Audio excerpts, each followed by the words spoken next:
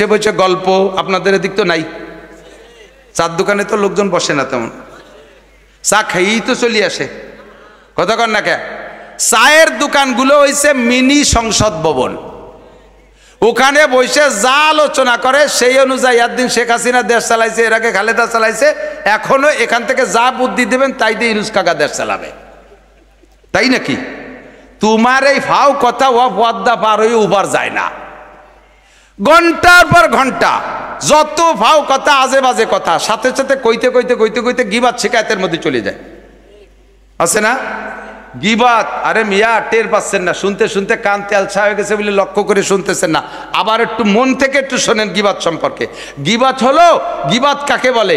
আমি মৌলানা নাসির একটা অন্যায় করেছি, এই অন্যায়টা আপনি জানেন, তেমন আর কেউ জানে না, বা দুই একজন জানে, যেই দুই একজন জানেন ওই দুই একজন না জানা মানুষের ভিতরে আমার এই দোষটাই আলোচনা করার নাম হলো গিবাত। আপনি আরেকজনের কাছে বলবেন আমারে খাটো করার জন্য, ব্যঙ্গ করার জন্য, আমার সমাজে তিরস্কৃত করার জন্য আরেকজনের কাছে বলবেন, এর নামই গিবাত। আর আমি করি নাই এমন কিছু আমার নামে তৈরি করে বলার নাম হলো অপবাদ। আর অপবাদ যা গিবাতের চাইতে মারাত্মক। আর গিবাতটা কতটুকু অপরাধ? গিবাত হলো আপনি যদি গিবাত করেন, আল গিবাত আসাদ্দু মিনাজ জিনা। প্রথম কথা হলো, আরে এমন শোভা বিটিকে শোনার দরকার ছিল রে, ইন্না লিল্লাহি ওয়া ইন্না ইলাইহি রাজিউন। কারণ এই কাজে বিটিরা বড় মাহের, বিটিরা গিবাতের আল্লামাতুল গিবাত। আর চার দোকানের মুরব্বীরাও এই গিবাতের আল্লামা, বসে বসে দুনিয়ার ভাও কথা কইতে কইতে কইতে কইতে গিবাত তো কয়, লাস্টে অপবাদও করে। কতক্ষণ নামাজ পড়ে, মসজিদে নামাজ পড়ে, নামাজ পড়ে ডাইরেক্ট এদিক ওদিক যায় না, চার দোকানে আগে যাবে, সারা রাত যা গুছাইছে তাই একটু সাপ্লাই দেওয়ার জন্য। সময়ের হিসাব আল্লাহর কাছে দেওয়া লাগবে কি লাগবে না? এই জায়গা যা বলছেন ওরা ফেরেশতারা লেখে কি লেখে না? মা ইয়ালফিজু মিন কওল। একটু ভয় পান, এবার আমি বলি এদিক তাকান। আরেকটা হলো, এ ভাই গিবত যদি হয় যে, খেয়াল করতেছেন আমি কি অপ্রয়োজনীয় কথা বলতেছি? সবচেয়ে বড় ইবাদত হলো গুনাহ ছেড়ে দেওয়া। সবচেয়ে বড় ইবাদত কি? গুনাহ ছাড়ার মতো আর বড় ইবাদত নাই। নামাজের চাইতেও দামি গুনাহ ছেড়ে দেওয়া। নামাজ পড়া সহজ, কিন্তু গুনাহ ছাড়া বড় কঠিন। এই গুনার আলোচনাটা একটু করি। সবচেয়ে বড় মারাত্মক, হাতে ধরে নিজে ইচ্ছাকৃতভাবে লস করতেছি। যেমন কিছুদিন আগে মাওলানা হাবিবুল্লাহ মাহমুদ কাসেমি একটা পোস্ট দিয়েছিল ফেসবুকে, খুব দারুণ একটা কথা। কয় জাগায় বসিয়া আমরা মুসলমানরা প্রত্যেকে ইসরায়েলের নামে আমরা মুসলমানরা, আমরা বাংলাদেশি, সারা পৃথিবী যারা বিকাশ ব্যবহার করি, কি করি? বিকাশ ব্যবহার করি। আমরা প্রত্যেকে ইসরায়েলের নেতানিয়াহুর নামে, ইসরায়েলের ইহুদিদের নামে আমরা রেগুলার টাকা বিকাশ করতেছি। অথচ ইসরায়েলিরা আমাদের শত্রু, তাদের ধ্বংস কামনা করি, তাদের নামে আমরা নিয়মিত টাকা পাঠাইতেছি বিকাশের মাধ্যমে। কোনভাবে পাঠাচ্ছে জানি না। কারণ উনি বুঝাই দিলেন, কয় যে বিকাশ যত আছে না, বিকাশে লেনদেন, এই বিকাশে টাকা পাঠানোর ভিতর দিয়ে 1020 টাকা কাটিয়ে নেয় না, এই 20 টাকার একটা অংশ টাকা ইসরায়েলের ফান্ডে জমা হয়। এই বিকাশের পরিচালক হলো ইসরায়েলিরা, এর আবিষ্কারক তারা। একটা ইনকাম এই 20 টাকার থেকে 1% সে জায়গায় চলে যায়। আপনার ইচ্ছায় অনিচ্ছায় যত টাকা বিকাশে লেনদেন করবেন ওর থেকে 1% সে জায়গায় চলে যাচ্ছে। কাজেই আমরা বিকাশে লেনদেন করি মানে আমরা অনায়াসে বিকাশে ইসরায়েলি নামে টাকা পাঠাই দিচ্ছি। সেম আমরা যখন বসে খোঁজ গল্প করি তখন নিরিবিলি অনায়াসে হাসি আনন্দের ভিতর দিয়া, মজার ভিতর দিয়া আমার আমল নামার বস্তা থেকে এক গাদি নেকি যেই লোকটা সম্পর্কে গিবাত করতেছি তার নামে আমি অনায়াসে গোপনে পাঠাই দিচ্ছি। পরিষ্কার হাদিসে আসছে, আপনি যার গিবত করবেন ওর যে বিষয়টা আপনি আলোচনা করতেছেন, ধরেন একলা লোক জিনা করছে, এটা আপনি জানেন, ওইটা নিয়ে আপনি আলোচনা করতেছেন। ওই লোকটা জিনা করে যে গুনাহ কামাই করছিল, ওই জিনার গুনাহটা আপনার আমল নামায় চলে আসবে। আর সেই সময় আপনি যে ভালো নেকের কাজ করছিলেন বা আপনার নামাজ কালামের মধ্যে ভালো ইবাদত যেটা, ওখান থেকে বেশ কিছু নেকি তার সেই জায়গায় যে শূন্য স্থান পূর্ণ হয়ে যাবে। কথা কি বুঝতে পারছেন নাকি? কথা বুঝতে পারছেন? এবার এদিক তাকান। গিবাত কেউ যারে মোহাব্বত করে ভালোবাসে তার গিবাত করে না, গিবাত করে শত্রুর। কার গিবাত করে? শত্রুর গিবাত করে। বর্তমানে বিএনপি আলারা আমলিগালাকে গিবাত করতেছে না? আমলিগালা কি বিএনপির বন্ধু না শত্রু? কথা কর না কে?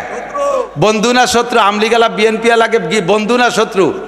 নিয়মিত গিবাত করে বন্ধুর মানে শত্রুর বস্তা বই ভরি বেলাই দিচ্ছে। চার দোকানে বসে, যে কোনো জায়গায় বসে, মসজিদি বসে, মাদ্রাসায় বসে আমি করতেছি। আবার আমলিগালাকে শত্রু হলো বিএনপি। এদিক তাকান, আমলিগালাকে শত্রু রেমিশন দেব, লাস্ট ফিনিশিং আছে, এদিক তাকান। এবার আমলিগালারা বিএনপি এলাকে গিবাত করে তাকে ভরিয়ে বেলাচ্ছে। এগুলো শত্রুর উদাহরণ দিছি। আপনিও চার দোকানে বসে সামাজিকভাবে আপনার যে শত্রু, সেই শত্রুর গিবাত করে আপনার নাকি তারে দিয়ে দিচ্ছেন, আর তার গুণা আপনি নিয়ে নিচ্ছেন। আমি আপনাদের সবাইরে অনুমতি দিলাম এই দৃষ্টিকোণ থেকে আমার সহজ একটা ইনকাম সোর্স আমি খুলে নিচ্ছি। আপনারা আমারে ভালোবাসেন। এই বর্ষাকালের দিন গরমের মধ্যে এসে বসে রয়েছেন, আপনারা আমারে ভালোবাসেন না? আপনারা আমারে ভালোবাসেন।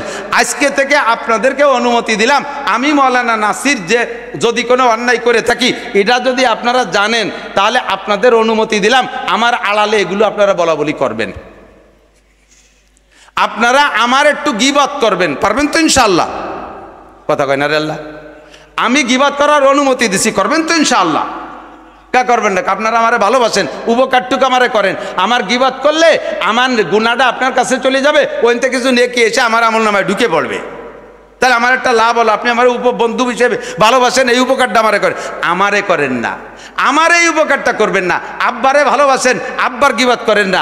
আব্বারে গিবাত করলে আব্বার গুনাহটা আপনার কাছে আসতো, আপনার নাকি আব্বার আমলনামা যাইতো। আব্বা আপনার পরম বন্ধু, তার উপকার হইতো। মার গিবাত করলে মার উপকার হয়, ভাইয়ের গিবাত করলে ভাইয়ের উপকার হয়। এদের গিবাত তেমন একটা করি না, গিবাত করি যে আমার পরম শত্রু, তার গিবাত করে আমার নেকিটা তারে দিয়ে দিচ্ছি, তার গুনাহগুলো আমি নিয়ে দিচ্ছি। এবং বলা গিবাত এমনই একটা স্বাদের জিনিস, এ বলতেও ভালো লাগে, শুনতেও ভালো লাগে। দেখবেন আমি যদি গিবাত শুরু করে দিই, কদ্দূর যে যদি থামিয়ে যাই, আপনি যে শেষের টুক তো করলি না, তারপরে কি হলো তা তো করলি না।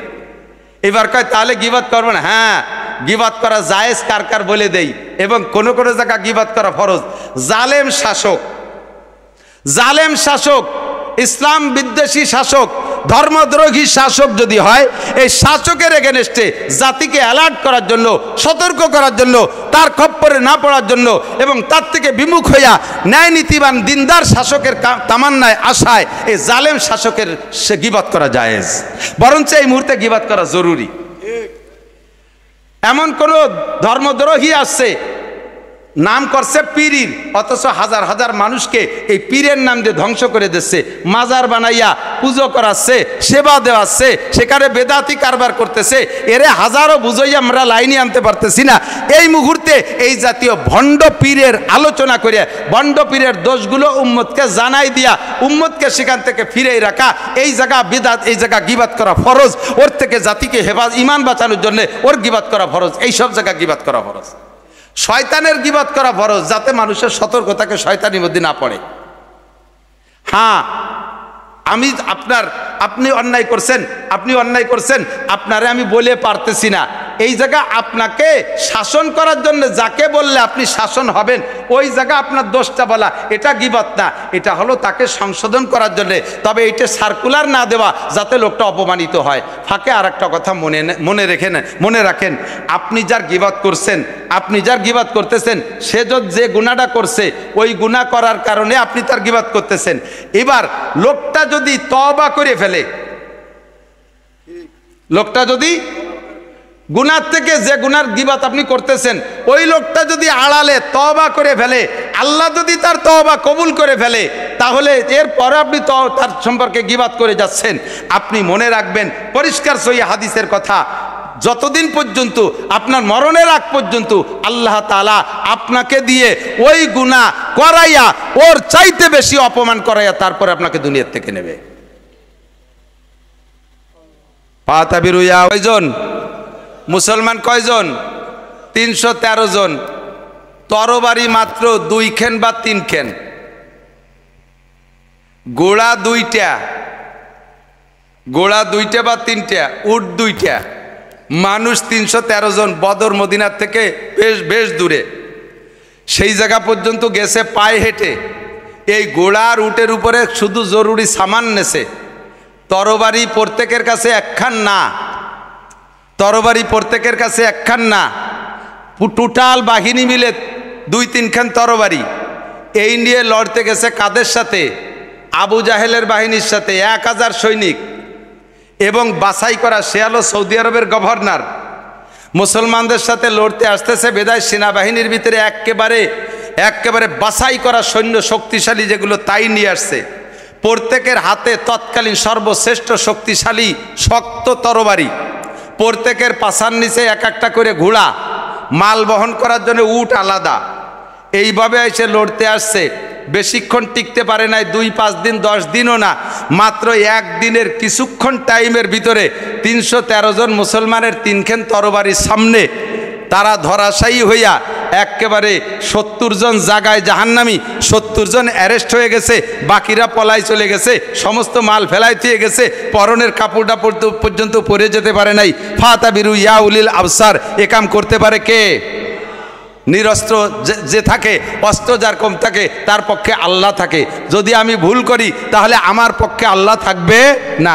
সরকারের সাথে সরকারি পাওয়ার, সরকারের সাথে সেনাবাহিনী, সরকারের সাথে বিডিআর, সরকারের পক্ষে র্যাব, সরকারের সাথে পুলিশ, সরকারের সাথে আনসার, সব কিছু নিরস্ত্র যুবকদের ধাক্কায় স্লোগানে সরকার সব কিছু ছেড়ে দিয়ে চলে গেল। সরকার সব কিছু ছেড়ে দিয়ে চলে গেল। এ জায়গা কার কুদরত? কার কুদরত? এই কুদরত পাইয়া তোমরা বেশি ইত্রেইও না, লাফাইও না। বেশি এই কুদরত, আল্লাহর কুদরত দেখাই দিয়েছে।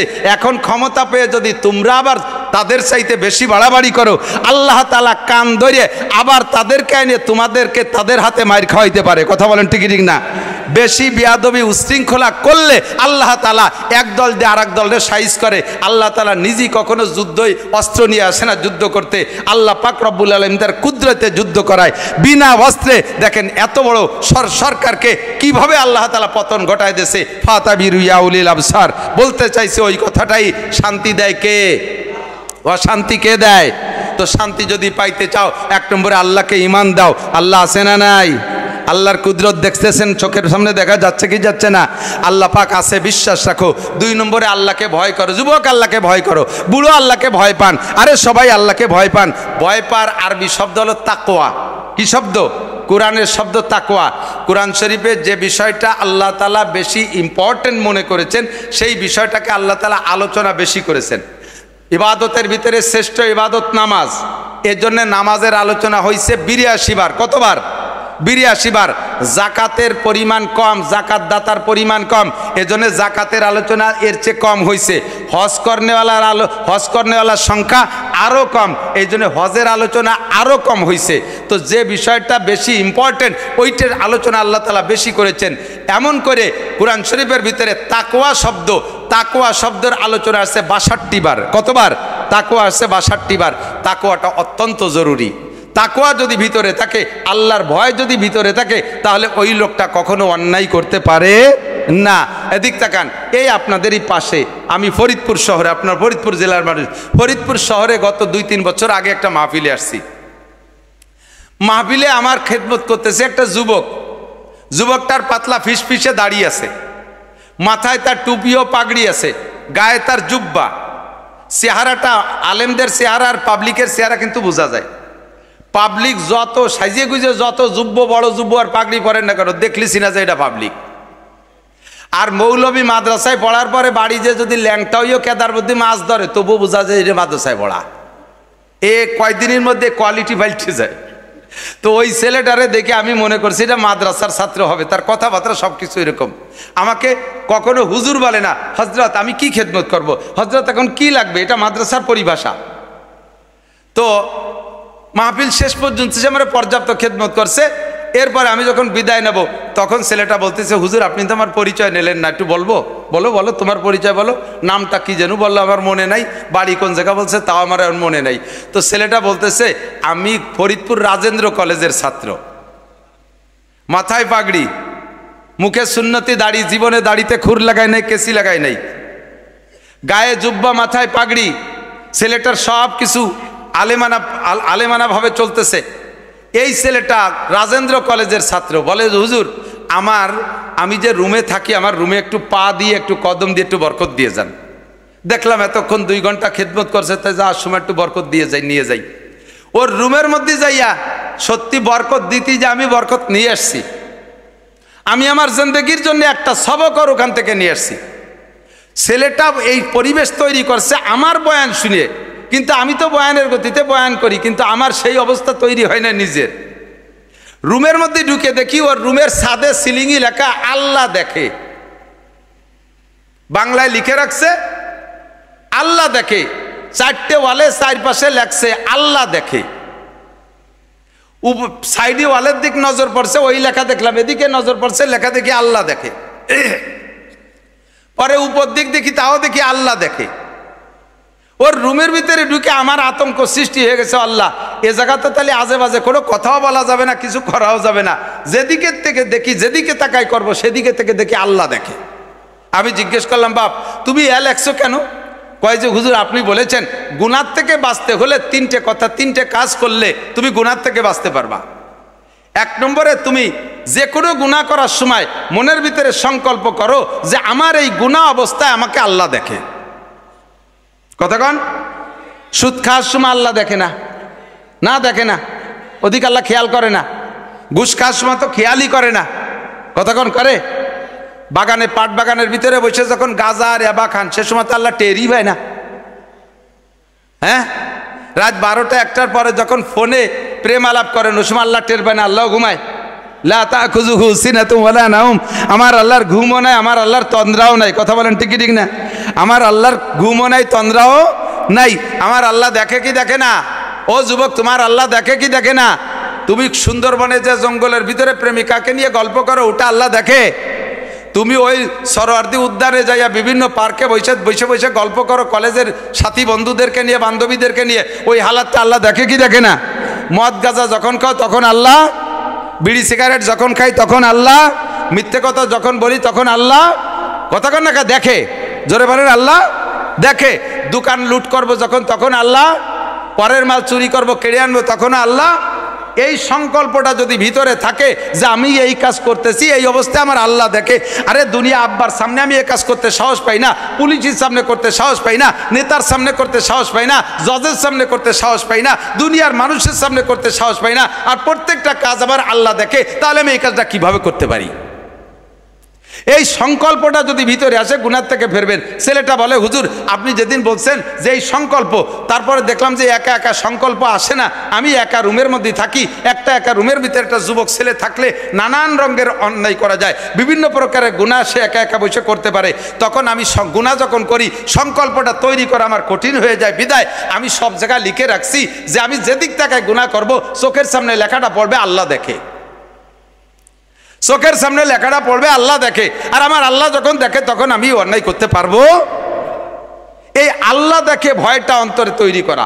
2 নম্বর কথা 3টে আমি বলে যাই, আবারও স্মরণ করাই দিই, মনে রাখবেন কথা 3টে স্মরণ করাই দিই। সেটা হলো, 2 নম্বরটা হলো কিরামান কাতিবিনা ইয়ালামুনা মা তাফআলুন। তুমি যে কাজ যে অবস্থায় যেখানে থেকে করো না কেন, সম্মানিত ফেরেশতা কাঁধে বসে লেখে। কথা কন, কোরআনের কথা সত্য না মিথ্যা? 2 জন ফেরেশতার নামই কিরামান কাতিবিন।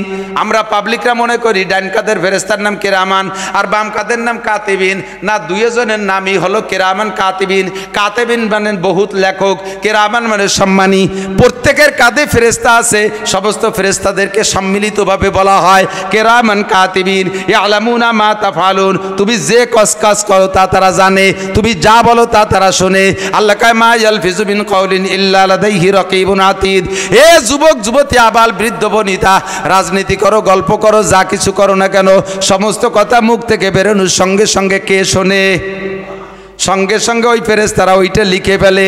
চার দোকানে বসে বসে গল্প, আপনাদের এদিক তো নাই, চার দোকানে তো লোকজন বসে না তেমন, চা খেয়েই তো চলে আসে। কথা কন না কে? চায়ের দোকানগুলো হইছে মিনি সংসদ ভবন। ওখানে বসে যা আলোচনা করে সেই অনুযায়ী, একদিন শেখ হাসিনা দেশ চালাইছে, এর আগে খালেদা চালাইছে, এখনো এখান থেকে যা বুদ্ধি দেবেন তাই দিয়ে ইউনুস কাকা দেশ চালাবে। তাই নাকি? তোমার এই ফাও কথা ও পদ্মা পার হয়ে উবার যায় না, ঘন্টার পর ঘন্টা যত ভাও কথা, আজে বাজে কথা, সাথে সাথে কইতে কইতে কইতে কইতে গিবাত শিকায়তের মধ্যে চলে যায়, আছে না? গিবাত, আরে মিয়া টের পাচ্ছেন না, শুনতে শুনতে কান তেলছা হয়ে গেছে বলে লক্ষ্য করে শুনতেছেন না। আবার একটু মন থেকে একটু শোনেন গিবাত সম্পর্কে। গিবাত হলো, গিবাত কাকে বলে? আমি মৌলানা নাসির একটা অন্যায় করেছি, এই অন্যায়টা আপনি জানেন, তেমন আর কেউ জানে না, বা দুই একজন জানে। যেই দুই একজন জানেন, ওই দুই একজন না জানা মানুষের ভিতরে আমার এই দোষটাই আলোচনা করার নাম হলো গিবাত। আপনি আরেকজনের কাছে বলবেন আমারে খাটো করার জন্য, ব্যঙ্গ করার জন্য, আমার সমাজে তিরস্কৃত করার জন্য আরেকজনের কাছে বলবেন, এর নামই গিবাত। আর আমি করি নাই এমন কিছু আমার নামে তৈরি করে বলার নাম হলো অপবাদ। আর অপবাদ যা গিবাতের চাইতে মারাত্মক। আর গিবাতটা কতটুকু অপরাধ? গিবাত হলো আপনি যদি গিবাত করেন, আল গিবাত আসাদ্দু মিনাজ জিনা। প্রথম কথা হলো, আরে এমন শোভা বিটিকে শোনার দরকার ছিল রে, ইন্না লিল্লাহি ওয়া ইন্না ইলাইহি রাজিউন। কারণ এই কাজে বিটিরা বড় মাহের, বিটিরা গিবাতের আল্লামাতুল গিবাত। আর চার দোকানের মুরব্বীরাও এই গিবাতের আল্লামা। বসে বসে দুনিয়ার ভাও কথা কইতে কইতে কইতে কইতে গিবাত তো কয়, লাস্টে অপবাদও করে। কতক্ষণ নামাজ পড়ে, মসজিদে নামাজ পড়ে, নামাজ পড়ে ডাইরেক্ট এদিক ওদিক যায় না, চার দোকানে আগে যাবে, সারা রাত যা গুছাইছে তাই একটু সাপ্লাই দেওয়ার জন্য। সময়ের হিসাব আল্লাহর কাছে দেওয়া লাগবে কি লাগবে না? এই জায়গা যা বলছেন ওরা ফেরেশতারা লেখে কি লেখে না? মা ইয়ালফিজু মিন কাউল। একটু ভয় পান, একটু ভয় পান। এবার আমি বলি এদিক তাকান। আরেকটা হলো, এ ভাই গিবত যদি হয়, যে খেয়াল করতেছেন আমি কি অপ্রয়োজনীয় কথা বলতেছি? সবচেয়ে বড় ইবাদত হলো গুনাহ ছেড়ে দেওয়া। সবচেয়ে বড় ইবাদত কি? গুনাহ ছাড়ার মতো আর বড় ইবাদত নাই। নামাজের চাইতেও দামি গুনাহ ছেড়ে দেওয়া। নামাজ পড়া সহজ, কিন্তু গুনাহ ছাড়া বড় কঠিন। এই গুনার আলোচনাটা একটু করি। সবচেয়ে বড় মারাত্মক, হাতে ধরে নিজে ইচ্ছাকৃতভাবে লস করতেছি। যেমন কিছুদিন আগে মাওলানা হাবিবুল্লাহ মাহমুদ কাসেমি একটা পোস্ট দিয়েছিল ফেসবুকে, খুব দারুণ একটা কথা। কয় জায়গায় বসিয়া আমরা মুসলমানরা প্রত্যেকে ইসরায়েলের নামে আমরা মুসলমানরা, আমরা বাংলাদেশি, সারা পৃথিবী যারা বিকাশ ব্যবহার করি, কি করি? বিকাশ ব্যবহার করি। আমরা প্রত্যেকে ইসরায়েলের নেতানিয়াহুর নামে, ইসরায়েলের ইহুদিদের নামে আমরা রেগুলার টাকা বিকাশ করতেছি।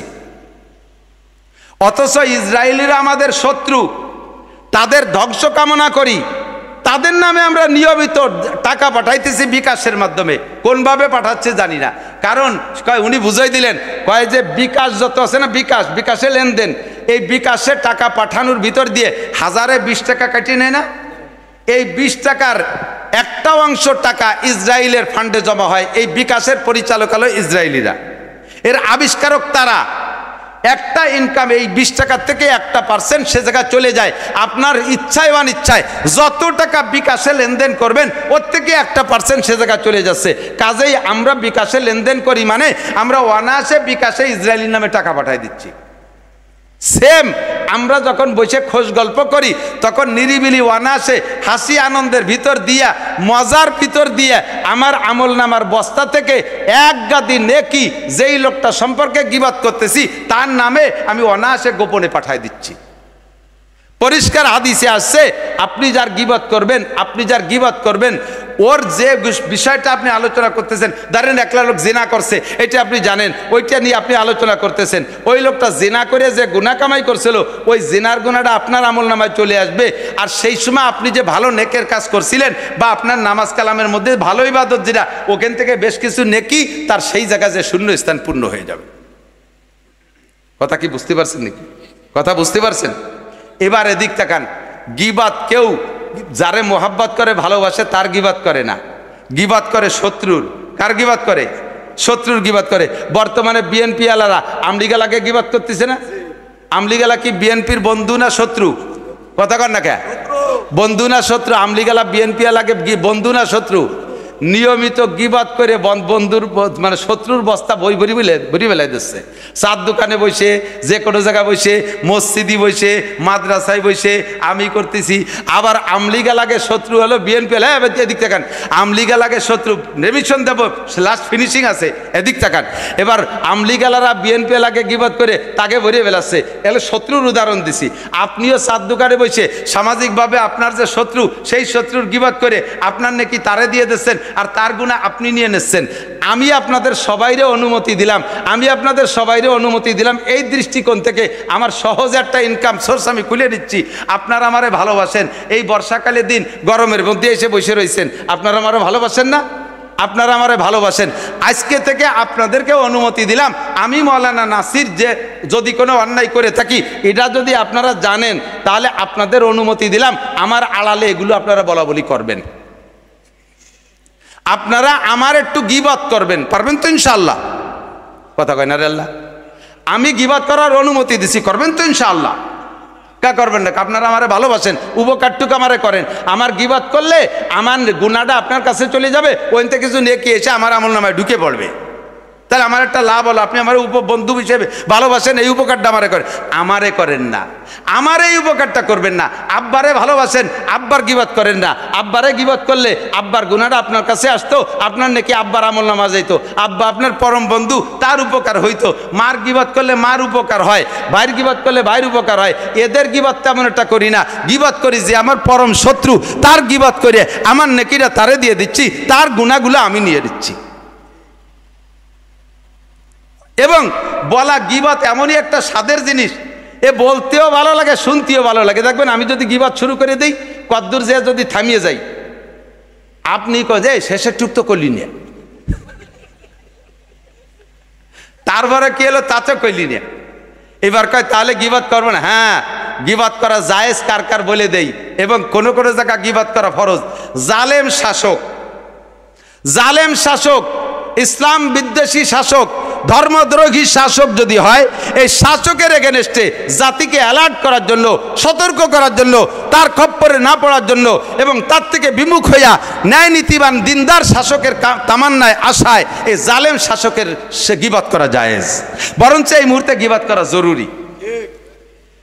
এমন কোন ধর্মদ্রোহী আসছে, নাম করছে পীরির, অথচ হাজার হাজার মানুষকে এই পীরের নাম দিয়ে ধ্বংস করে দিচ্ছে, মাজার বানাইয়া পুজো করাচ্ছে, সেবা দেওয়াচ্ছে, সেখানে বেদাতি কারবার করতেছে। এরে হাজারো বুঝাইয়া আমরা লাইনে আনতে পারতেছি না।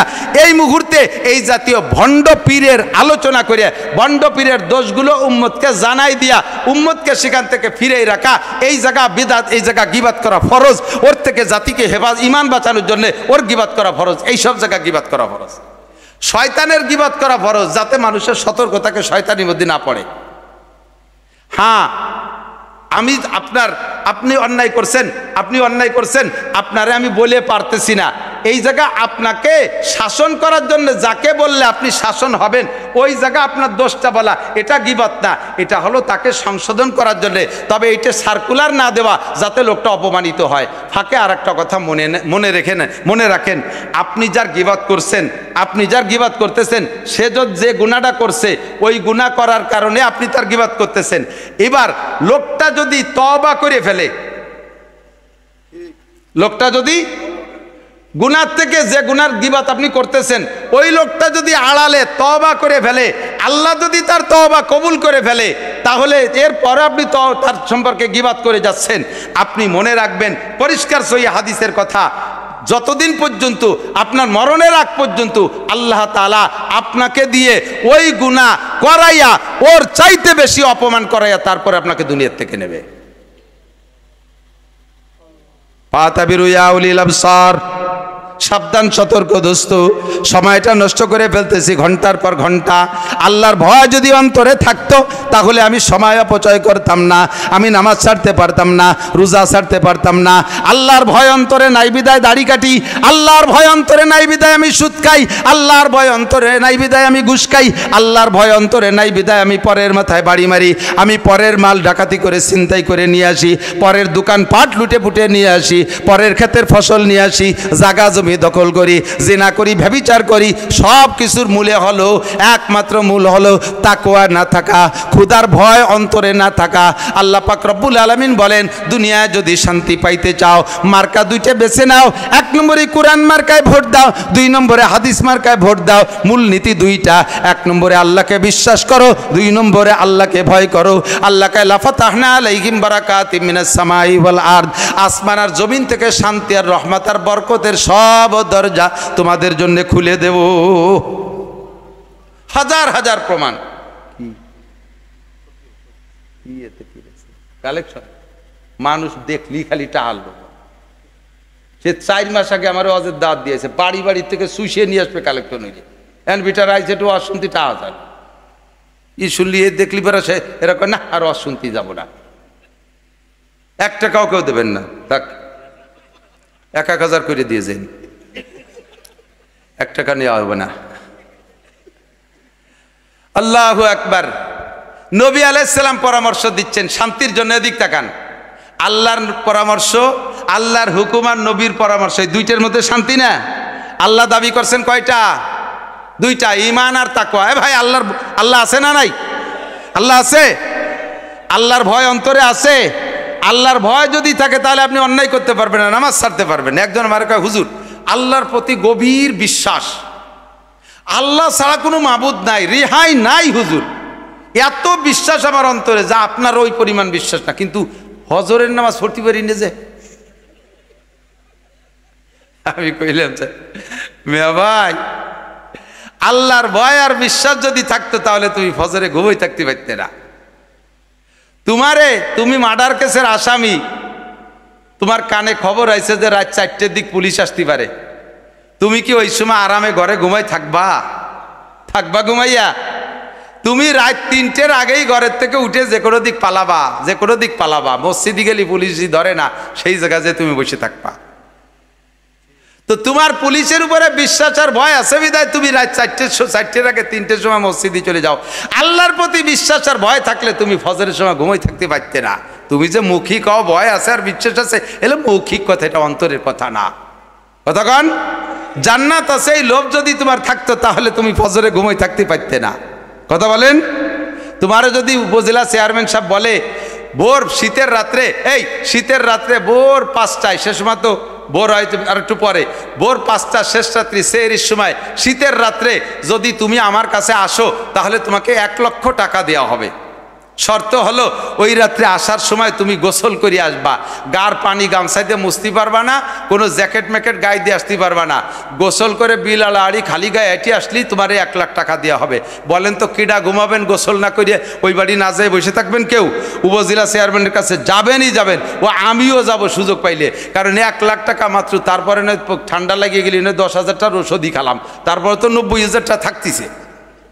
উপজেলা চেয়ারম্যানের পর বিশ্বাস আছে আর তার এই কথার পর, তার ওই টাকার পর লোভ আছে, এইটা অন্তরে থাকার কারণে শেষ রাত্রি গোসল করে 1 লাখ টাকার জন্য লাইন দিয়ে দাঁড়ায় যাবা। ও দোস্ত, এটাই হলো তোমার প্রমাণ যে তোমার ঈমান নাই, বিশ্বাস নাই। এর জন্যই তুমি নাকে তেল দিয়ে ফজরের সময় ঘুমায় থাকো, তুমি শেষ রাত্রে উঠতে পারো না। এটাই হলো প্রমাণ যে ঈমান আর তাকওয়া নাই। কথা বলেন ঠিক কি ঠিক না?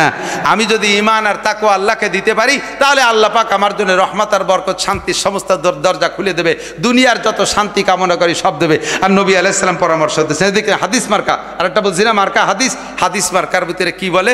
আল্লাহ নবী বলেন, ইজা কানা উমারাকুম খিয়ারাকুম। চমৎকার কথা, এই 1,500 বছর আগে বলে গেছে, আর এই সময় বাংলাদেশে এইরকম সেট হয়ে যাবে টেরই পাই নেই। ওয়াজ করছি অনেক আগে থেকে, কিন্তু এবার হলো একেবারে চোখে আঙ্গুল দিয়ে দেড় বছর হয়ে গেছে। যদি তোমাদের নেতারা হয় ভালো মানুষ, হাদিস সহি হাদিস, ইজা কানা উমারাকুম খিয়ারাকুম, যদি তোমাদের নেতারা ভালো মানুষ হয়, জোরে বলেন কারা? আরো জোরে। নেতারা ভালো মানুষ হয়, খিয়ারাকুম তোমাদের মধ্যে ভালো মানুষ, ওয়া আগনিয়াউকুম সুমুহাকুম, আর তোমাদের ধনীরা হয় দানবীর, গরিব মিসকিন এতিম অসহায় কাঙ্গাল দুঃখিনী বিধবা মাদ্রাসা মসজিদ সব জায়গা ওয়াকাতরে দান করে ধনী লোকরা।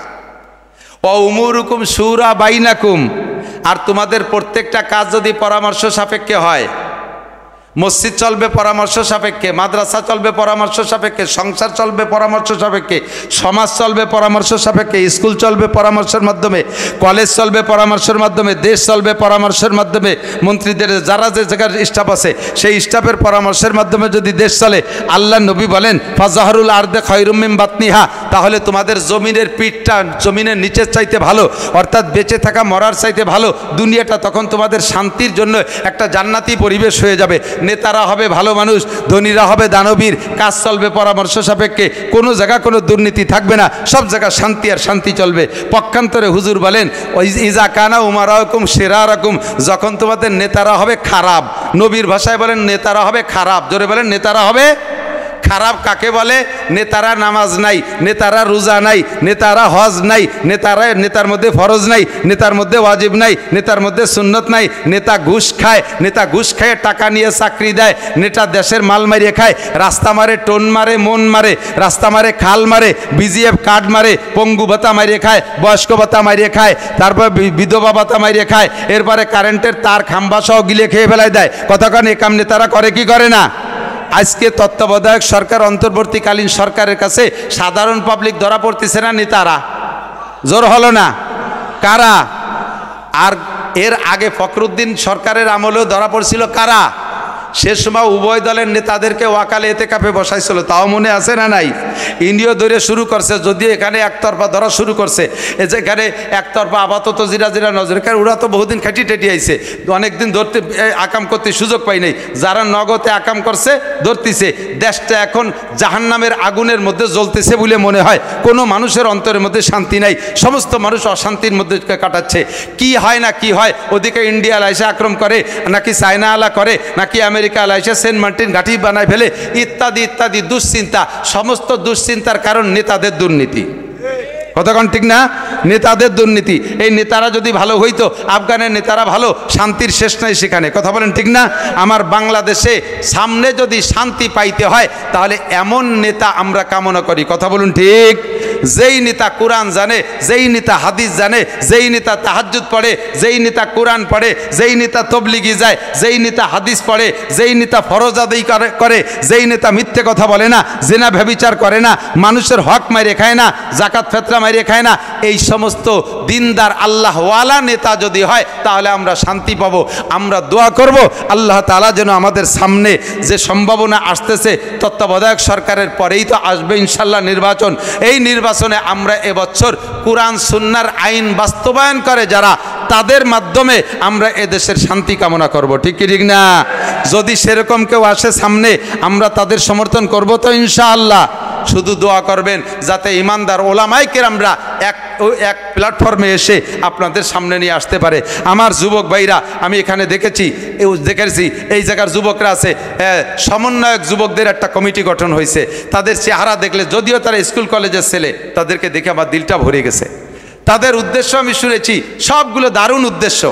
তারাও চাইতেছে, সমস্ত সমন্বয়ক ছাত্ররা চাইতেছে যে আমরা সামনে কোরআন সুন্নাহ অনুযায়ী একটা দেশ চালায় দেখি, একটা টার্ম কমপক্ষে চালায় দেখি এরা কি আনতে পারে আল্লাহর কাছ থেকে। কারণ এরা দেশ চালাবে, শেষ রাত্রে উঠে আল্লাহর কাছে ওলামায়ে কেরামরা মুনাজাত করে, হাত তুলে কান্দে, আল্লাহ তুমি আমার হাতে দাও, আমি উম্মতের কাছে দেই। বাদশাহ শাহজাহান রহমাতুল্লাহ আলাইহির কিসসার মতো।